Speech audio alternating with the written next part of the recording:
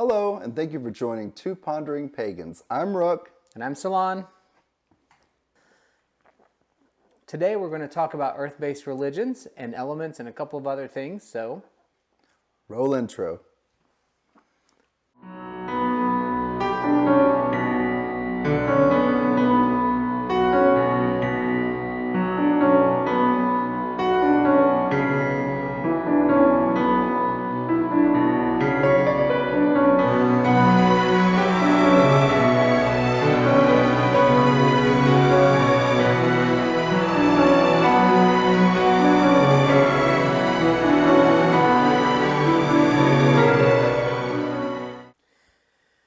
So before we get started, I did want to talk a little bit about some nature-based religions, right? Pagan elements, the earth, some other things. But before we do, I think it's important that we look at what does pagan mean. There's a lot of things that people are going to tell you when you ask somebody what pagan means, whether they are a pagan or not. You're going to get probably as many different answers as you will people that you ask. So we can start with the definition of pagan. Right now, the definition of pagan is a person holding religious beliefs other than those of mainstream religions. Now, I do think, it's interesting because some of the other synonyms and things for pagan do come up as heathen. That's one word that comes up a lot. Druid, Wiccan, those things do show, but they're not necessarily the same thing. Most people consider pagans polytheistic or pantheistic or maybe even atheist, depending on what flavor you are. But what does it really mean to be pagan? To us, we may have something that's a little bit different than what you might see or think or hear from. I think the first thing that we can really talk about is, pagan with the lowercase p versus pagan with a capital P. You'll even see differences there. Pagan with a lowercase p is basically that definition we just gave. It's a person who doesn't follow the mainstream religions. And pagan with a capital P generally refers to like the neo-paganism movement. This would be like restoration Druidry, neo-Druidry, neo-Wiccanism, neo-witchcraft. It's basically very similar.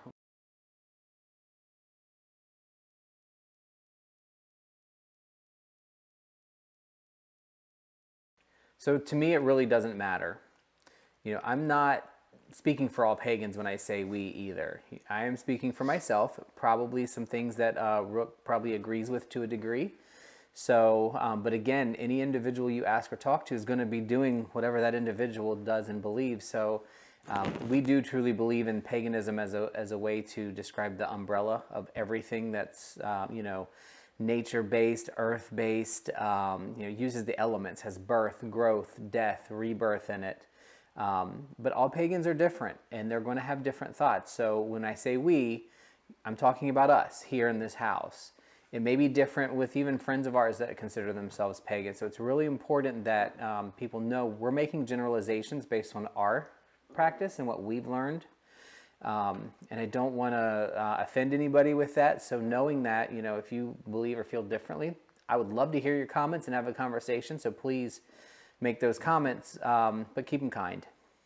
For many, pagans can include Wiccan, witches, Druids, Satanists, polytheists, Buddhists, and quite a few other different types of spiritual belief systems, but each one needs to be allowed to have their own space. We're going to focus on the nature religion. So just knowing that in general, we kind of assume in this household, I think, that pagans are nature-based religion.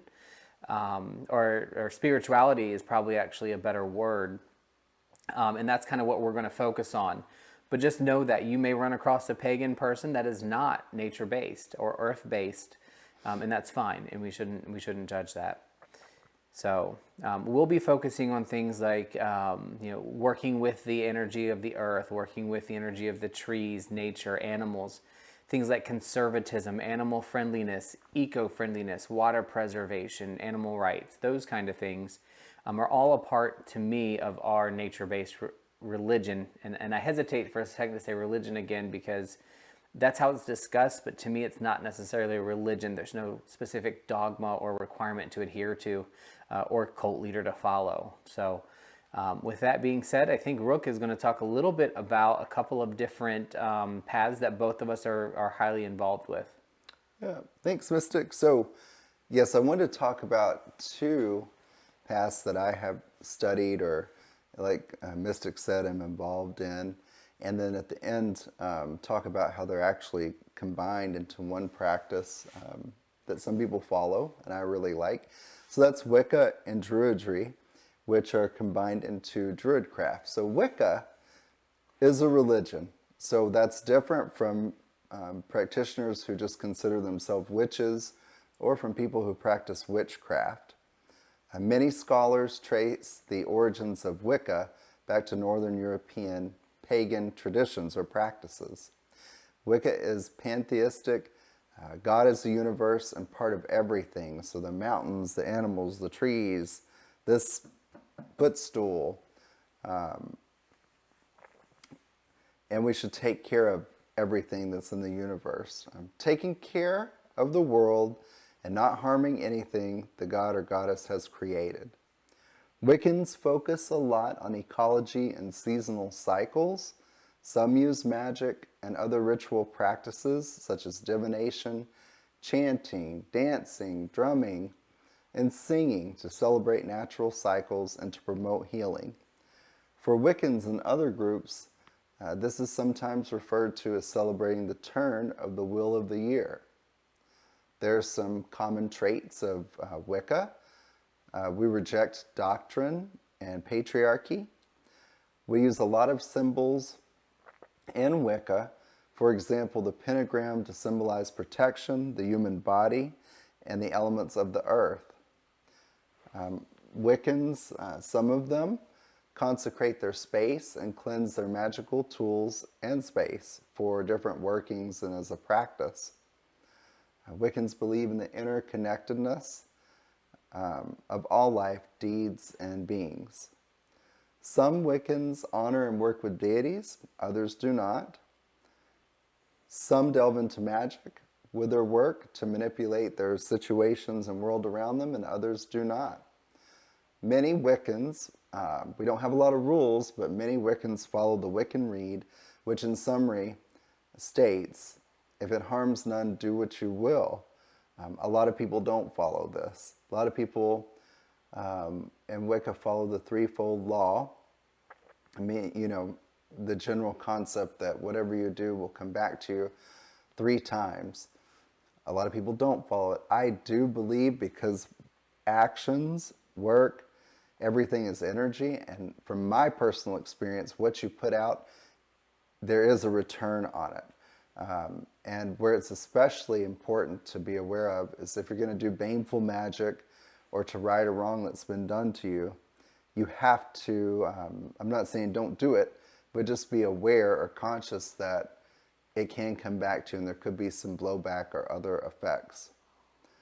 Druidry is different things to different people. For some it's a spiritual path, for some it is a religion, and others it's just a way of life.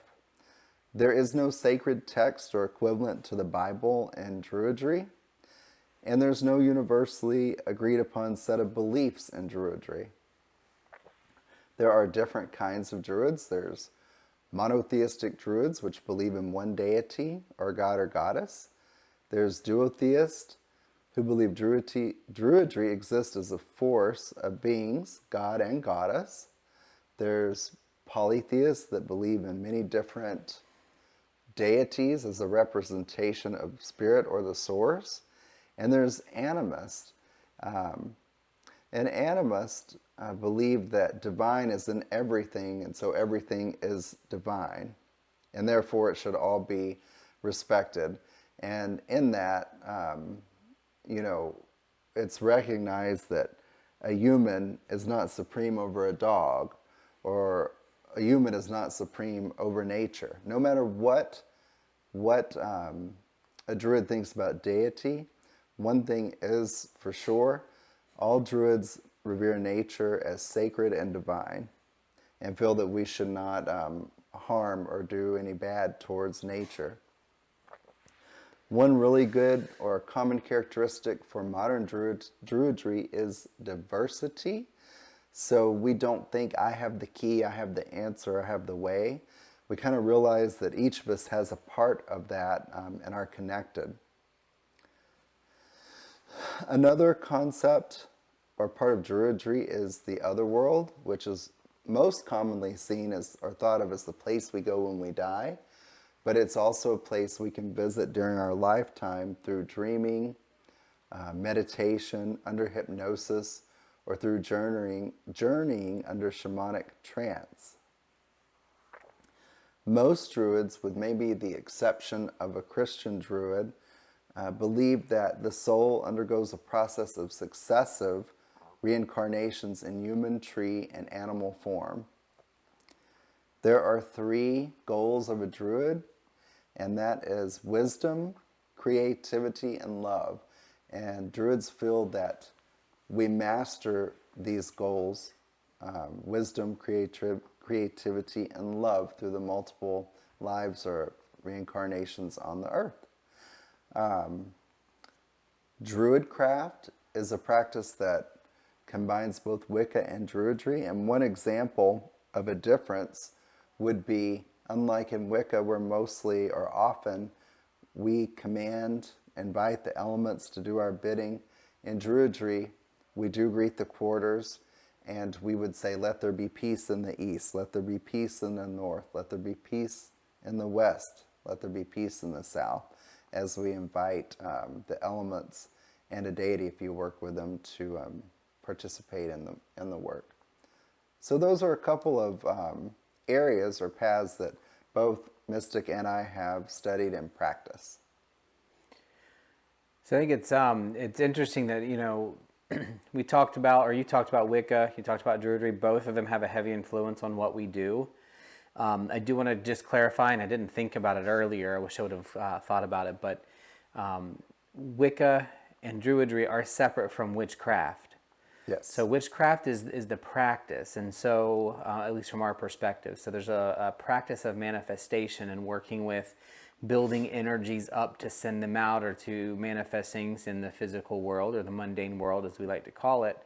And both Wicca can use witchcraft, Druids can use witchcraft. That's actually, I think, a newer thing as far as combining them together that way. But it works really well for us, and for me personally, I don't consider myself Wiccan or Druid, but both of them have a really heavy influence in the path that you know we work.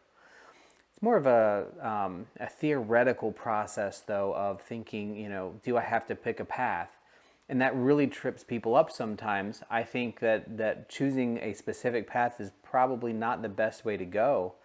You know, learn a little bit about different paths and know that you can adjust it to yourself, like we have done with Wicca and Druidry and witchcraft and other things that we've done. I mean, I have, I think, influences of Buddhism in some ways, and influences from other non-denominational at all areas of religion and spirituality.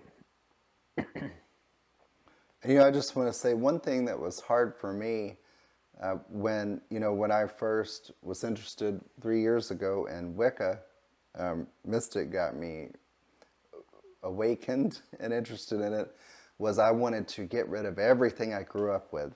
I was raised Southern Baptist, and you know, I don't think that's a good idea or to recommend it. But I would say, you know, take what resonates with you and what you grew up with. You know, if you're a Christian witch, or if you're a Christian Satanist, or whatever it is, and just build upon it. That's one neat part of, I think, an earth-based religion or path. There are no rules. Nobody can tell you you have to do this. There are more regimented practices, certain covens or traditions of witchcraft, or Wicca. I will say some are very regimented, and you have to turn 6 3/4 turns Widdershins followed by 2.5 turns, you know, and stuff. So, but you don't have to do it. There's no rules. Take what you grew up with as your foundation and build on it. That's just what I would suggest. That's the good thing about these paths.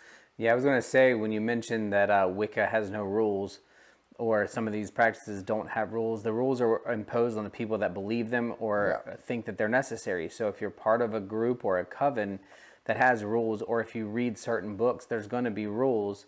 And maybe to be part of that specific group or coven, you may need to follow those rules, but they're not required as of, you know, being a pagan or being a Wiccan. You will find, and I am expecting at some point in the next, God knows how long, that there will be a comment that says the threefold law is a rule and you have to follow it. You know, that's great for you, and that's how you would follow that. But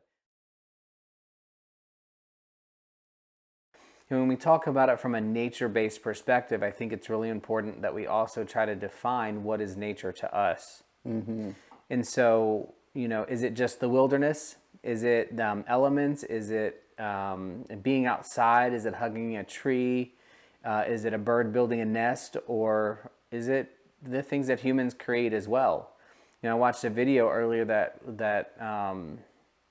it was very interesting because I never really thought of it that way, even though I do think that I believe that way. And that is, you know, if we see a bird's nest, we say, oh my God, that bird made a nest. That nest and that bird is such a big part of nature. Yet when human beings build a house, is that house not the human's nest? What is that nature? Is that a part of nature to build a house? Or, you know, what extremes? And then you can go even further into the theory and start talking about things like, you know, well, they don't need a $10 million mansion. I'm like, well, we have the ability to do that and the brain to do that. Does that not still meet the definition of nature? So I'm not going to answer it because it's different for everybody, I think, but the thing you need to do is consider it, think about it, and decide for yourself, you know, what is nature? For me, it's the universal energy. It is going outside. I think being in walls disconnects us from some things. Like we don't feel the wind, we don't feel the rain, we don't see the lightning the same. We're protected, we're sheltered. And sometimes that disconnects us from other parts of nature that we need to be mindful of. You know, so when it comes to earth-based religions, they're usually earth-centered. Does that mean that the solar system isn't part of nature? So think about that. You know, earth to me is, we think of earth as, you know, the ground, the grass, the trees, and all of the rivers and lakes and oceans that are part of the world, or that we live in, the earth. But the earth is also a part of the solar system, and the dirt and sand and ice and Mars. Is that not Terra-centered, earth-centered? So that's another consideration I think some people might want to make. And then, you know, different types of pagans can look at them different way when it comes to how we look at cycles. So, you know, Druidry celebrates sun cycles. Wicca and a lot of other pagans celebrate moon cycles. Now, I know we celebrate both, you know, and most do in some way, shape, or form, but there's a little heavier focus, I think, in Wicca on the moon and the lunar goddess. And then with the Druids, it's a little bit more heavy on the sun, and maybe there's no god or goddess at all. But that, again, is something that's in earth-based religions or nature-based religions that's important. And then elements are also a big part of this type of a spirituality. Seeing things through the lens of fire, water, earth, air, spirit. And each of those things help us connect closer to either the universal energy or the representation of that through your deity. But all in all, do those deities represent the spirit of the earth, which would be oneness? We're circling back to earth-based religion. So I just think it's really important that you not necessarily try to categorize yourself too quickly or be worried about giving yourself, I'm a Wiccan, I'm a Druid, I'm a pagan, and more, you know, I'm following this practice and I'm enjoying this reconnection, and I'm going to learn as much as I can. And then, like Rook said, I'm going to use what resonates for me. So I think you brought up one word that really sums it up. Bless you. And that's connection, and not having to identify yourself, but to feel connected. I tell you, since we're talking about earth-based religions, one of the favorite things that I've done, and I like doing candle magic and spells, but one of the greatest experiences was when our mentor, about a month ago, we met up at our grove, and it was my first time, and I learned how to talk to trees. And that was just, to feel connected with nature was just, it was an amazing experience. So comment below if you've ever talked to a tree. Yeah, and I think people's first reaction, especially if you're not in the pagan community, and maybe even people in the pagan community, probably think you have to be pretty nuts to talk to a tree. But the thing is you can talk to anything if you have the ability to speak, connect, and listen. It doesn't mean that they're talking back in the way that you talk. There's a dialogue, but it's up to you to understand how to listen. And if you think that's crazy and silly, then don't do it.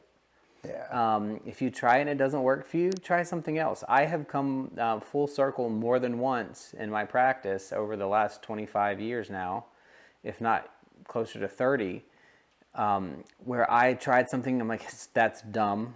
And I will be fully transparent. When I was younger, I was like, there's no way. Talking to trees is one of the dumbest things in the world until you learn how to do it. And part of that comes with maturity and not judging that specific practice looks weird or looks silly. Just like somebody dancing around in trance that is just so wound up around a fire, it looks crazy to us because we don't know what they're doing. But let me tell you, when you do it, it's completely freeing. It's a completely different experience. So, learn stuff. Don't judge people for what they do. Try it, and if it doesn't resonate, then don't do it. It'll come back to you if it needs to. And labeling yourself as a specific thing isn't necessary. Humans like to label things, and it does help. If you're trying to learn about Wiccan or Druidry, Right. that's great, and you can. And if you want to label yourself, that's perfect. But allow yourself to be open to other experiences, because if I didn't, I would never have gotten involved in Druidry, and I would have missed out on a lot of really good experiences that we're still doing. Yeah. And how much crazier is it? Yeah, it sounds crazy at first to say talk or listen to a tree, but how different is that than me at 3 years old, and how terrified or weird was it for me to learn about prayer and people praying to someone that's invisible and not there. It's all the same. It's the source and everything's connected. So that was weird to me at one time too. Yeah. It's common practice. I mean, you talk about earth-based religion or a nature-based religion, and again, not all paganism is. Paganism is really just the term for not Christian or not a world religion. I mean, that's truly what we're saying. It was a pejorative term. Heathen is now, well, maybe actually making a revival now for heathen not being so negative, but those are terms that Christians and other religions would call people who don't believe like they do in an attempt to get them to believe. And secular, that was another word. And secular. I mean, there's so many different things, and we're learning I think as a universe, that's not the only path. And maybe the Christian path, if you do it and celebrate it on your own, and you process it the way that works for you, and you pray and you work through it, that's great.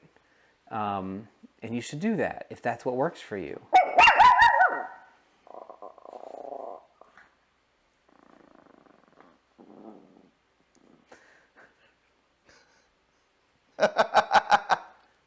I think it's going to be important if this is your first time getting involved or listening to something about nature-based religions or earth-based religions, to be open, to consider different viewpoints. I think the nature-based and the earth-based religion is much wider than sometimes people give it credit for. It does not discount science if that's something that's important to you. There are ways to make those work together. I do. Would like to talk about that topic at some point. Think that would be pretty neat. But the underpinnings of nature religion is the respect of the energy, the earth, the people on it, everything on it, the animals, and not overusing and not taking advantage of the things that the earth provides us, because that's how we run out. Yep. That's how we overfarm. That's how we get to a situation where the earth can no longer sustain us, and we are part of it. So if the earth can't sustain us, then we can't sustain us. So that's probably, to me, the biggest underpinning of earth-based religion is respect of everything around you. Except assholes. You don't have to respect assholes. Yeah. Personal opinion. And I know I'm talking about my own experience, but have become so detached from nature, from animals, and just something that's not caring, not thinking twice about going down the road and there's a squirrel or a dog or a raccoon that was hit, not really thinking about the development of the building of apartment complexes and condos and seeing them clear all the trees. And it's really had me to pause and see how disconnected I was.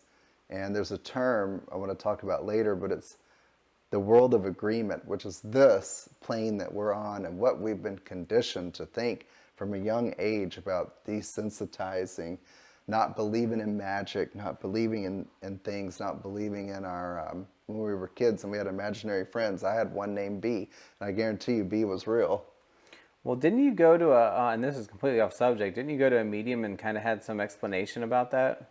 Yes, I actually did. I've only been to a medium once. It was about, what, 6 months ago? Something like that. Yeah, so about 6 months ago, and I found out who my, that probably was who B was, but anyway, it was a very interesting experience, and this lady knew things that nobody really can know, so she was definitely true to her craft. But the world of agreement, you know, it's a term that describes the world that we're conditioned to be in and live in, and what we've been taught is important. We're just constantly on a hamster wheel to achieve, you know, more things, to be more productive, to do more. And it's just not, that is the fake reality. Reality is nature and what's here in front of us and what's here in this moment, not in the future or past. That's no longer reality. And I think it speaks to the conversion of energy that we use for those things into something that's beneficial back to the earth or back to our sustainability. Like, I mean, I have to say, I'm very happy and excited that we have the home that we do, the internet, the electricity, and all those things, to do these videos or to have the discussions or to enjoy the things that we do. But I will be the first to admit that I've overpartaked, I've overused, I've wasted things that I shouldn't waste. You know, just because I have running water doesn't mean that I should waste it. Right. And it's those things that start making me think more about, you know, lessening our footprint, which I think is a big part of most nature-based religion. I know Wiccan, Druid, and myself as just, like I said, a general eclectic pagan witch. That is a big part of it, that respecting the earth, like I said earlier, is, you know, reducing our footprint and making less of a mark on the earth, because we're gonna be gone. I mean, nobody lives forever, at least in the way that we know. And you know, when we die, none of this stuff comes with us. So why not do it more respectfully, more peacefully, and try to enjoy a little bit more of what life has to offer by reconnecting back to earth? Yeah. Good point. One thing I really love about nature-based religions is the enjoyment of these little things. Oh gosh, yeah. Oh, I love them. Thanks again for stopping by and joining Two Pondering Pagans for our discussion on earth-based religions. Again, I'm Rook. I'm Salon, and make sure that you click that like button. I want to see comments as much as possible. I want that discussion. And feel free to subscribe if you want to see us some more. Thanks. Bye.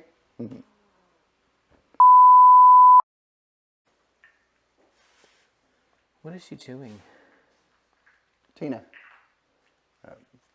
Cap. Starch cap.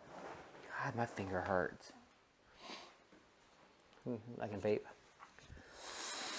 Stay out of stuff, Tina.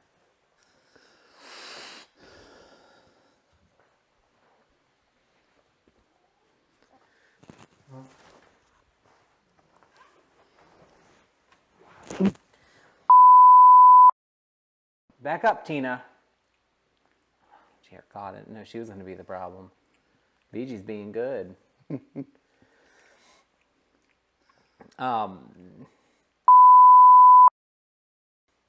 So for many, pagan includes Wiccans, witches, Druids, Satanists, polytheists, Buddhists, anything other than that you know, big belief system of I'm going to pick her up. I'm not just going to ignore her and let her make noise the entire video.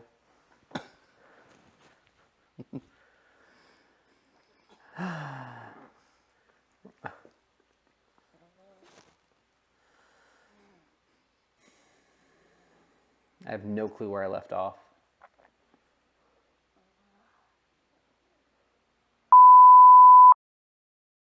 Yeah. And I think that Hold you on. said a key word.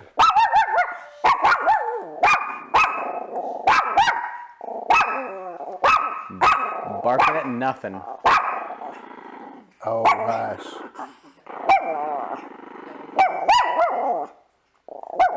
You're fine. I know how to edit. Hey. Good grief. Gosh. Girls. She's crazy. Isn't that crazy?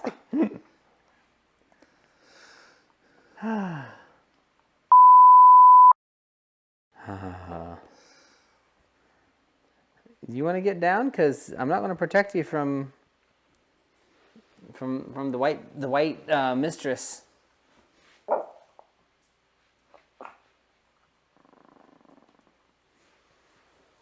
Stay away from the fire. You're coming back up. Just stay here. Don't look at me like that. Iris, that's enough. So,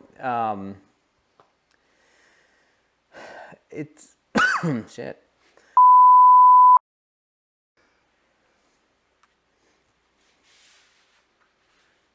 Anything you'd like to add?